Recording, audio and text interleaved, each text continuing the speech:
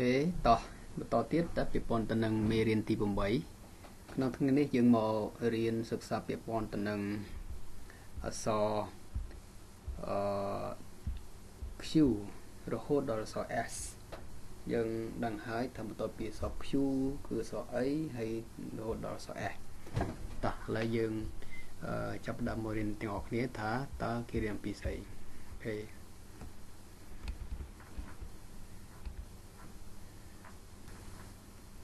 អូខេជាដំបូងគឺយើងចូលមករៀនអក្សរ Q អូខេ Q ហ្នឹងគឺបើយើងកប់តាមសិងរបស់វាគឺយើងជាសំឡេងថា k u ហើយបន្តមកគឺ j អញ្ចឹងកន្លែងនេះស g j នេះស្មើនឹងj អូខេអញ្ចឹង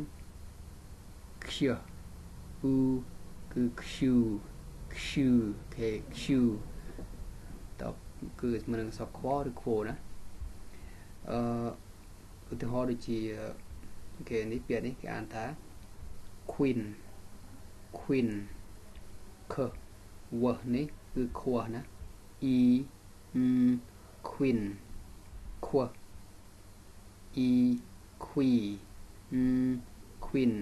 Okay, Queen វាចាស់ស្ត្រីឧទាហរណ៍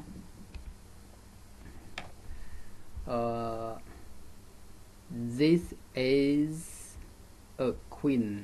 Okay នេះសិងក៏អាននេះ This is a queen អានលឿន This is a queen This is a queen Okay this is a queen This is a queen អូខេប្រែថ្មីអូខេនេះគឺជាម្ចាស់ស្ត្រីមួយរូបឬក៏មួយអង្គអូខេទៀតតស Q ដដែលប៉ុន្តែគេនិយាយថា Pretty Queen អូខេ Pretty Queen Pretty Queenអូខេម្ចាស់ស្ត្រីដ៏ស្រស់ស្អាតអូខេអញ្ចឹងបន្តមកទៀតណា Pretty Queen អូខេម្ចាស់ស្ត្រីដ៏ស្រស់ស្អាតអញ្ចឹងម្ចាស់ស្ត្រីស្រស់ស្អាតអ្នកទាំងគ្នាអាចថែមបន្តបន្តិចបានអូខេស្រស់ស្អាតណាអូខេដូចជា She is a pretty queen អូខេShe is a pretty queen. She is a pretty queen. Okay, pretty queen. Pretty. But okay. Don't get. She ច្បាស់មួយ is ញួននេះអក្សរសេរនេះ She គឺដេញមន់ណាយើងសំឡេងយើងបបមាត់យើងដេញមន់យ៉ាងម៉េចគឺចេញយ៉ាងបបមាត់ទាំងស្រួលទេ She is a okay pretty គេស្គាល់ខាងដើម pretty queen ណា pretty queen អូខេប្រែថ្មីដែរអូខេនាងគឺជាម្ចាស់ស្ត្រីដ៏ស្រស់ស្អាតមួយរូប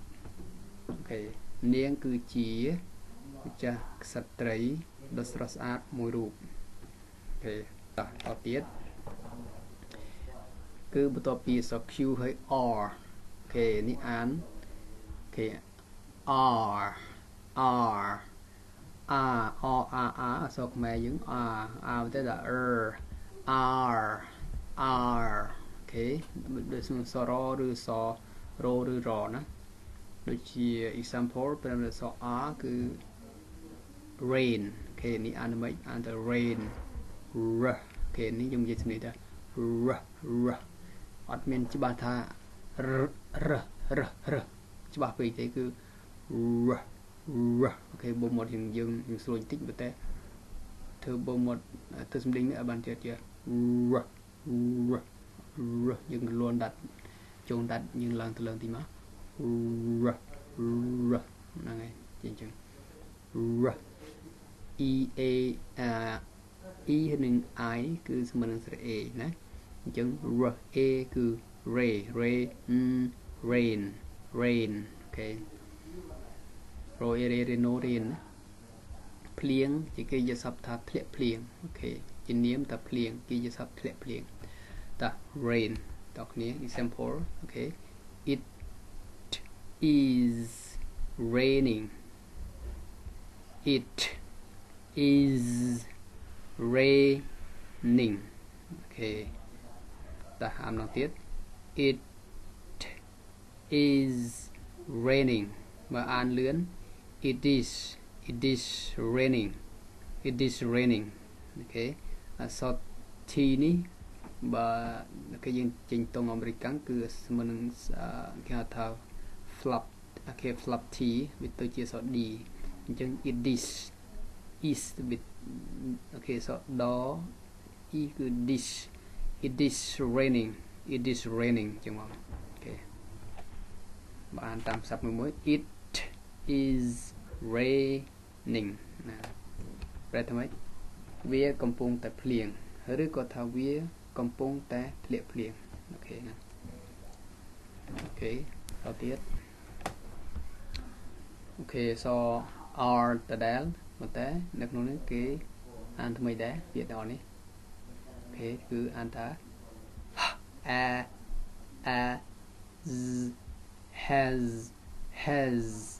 has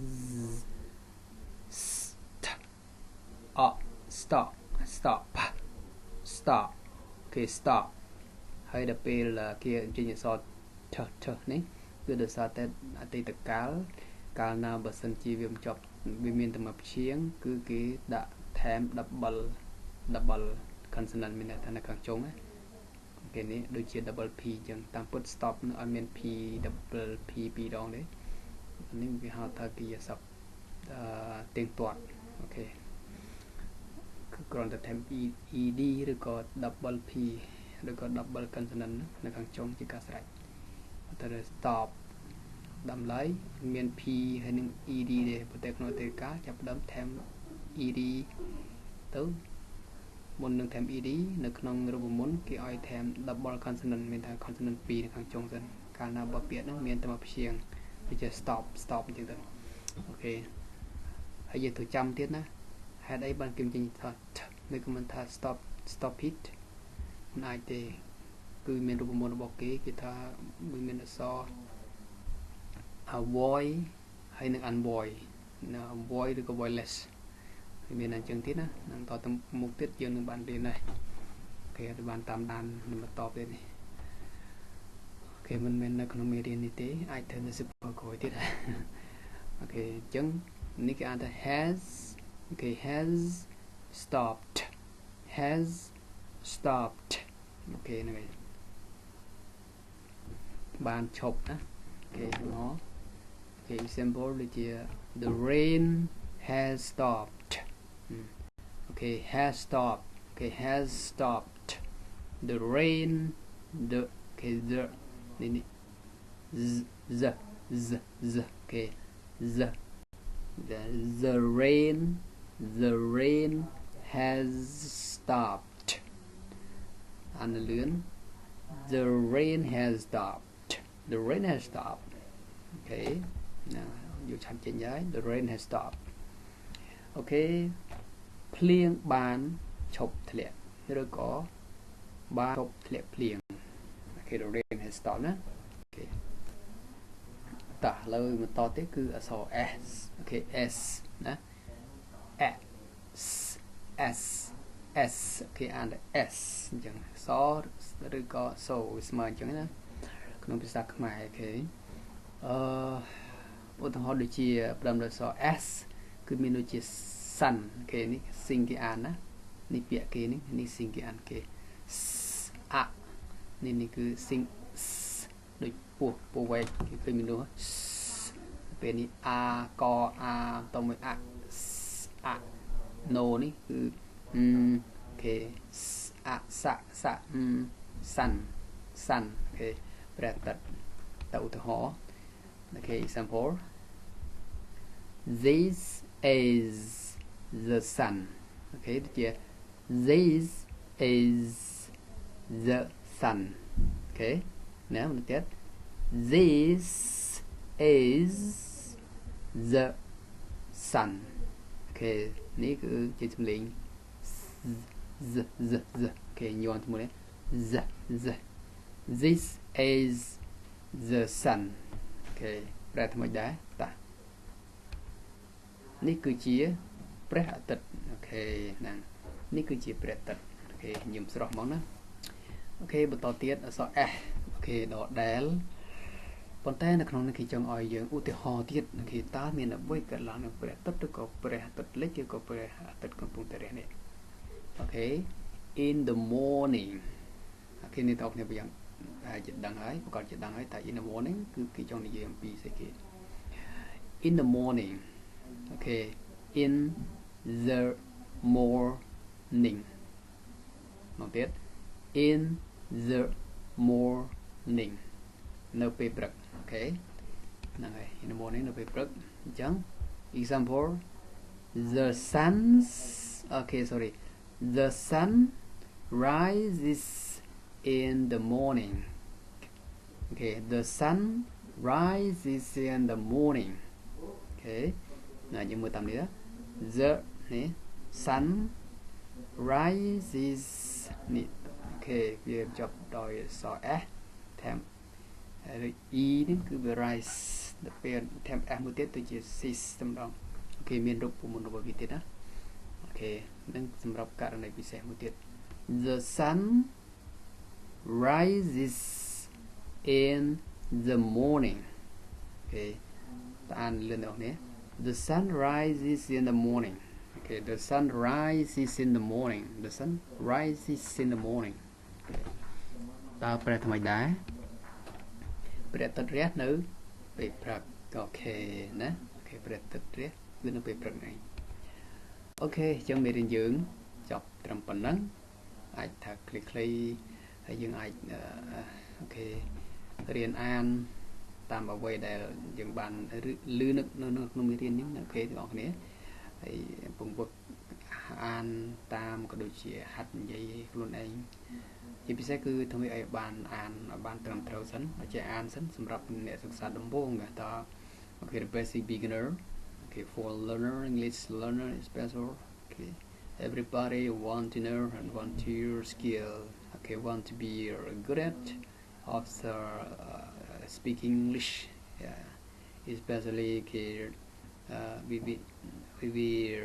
we are good at